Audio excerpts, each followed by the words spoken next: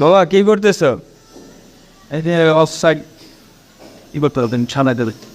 আচ্ছা হ্যাঁ আর পুরো না হ্যাঁ বলো। তাহলে তো এই যে আমরা এইভাবে মানে বিয়ে লাগে হ্যাঁ এনা ভাই আমি আপনি ইয়ার দিলে আচ্ছা আচ্ছা গ্যাপ দিলেন কি দিকে আচ্ছা আচ্ছা যেমন এইটা যখন দিছো না একসাথে মিলে কখনো যদি বাড়ি খায় কোনো কিছু একটা আউটসাইড ভাঙা যায় তখন কিন্তু পুরো সেটটাই চেঞ্জ করা লাগবে, ঠিক কিনা?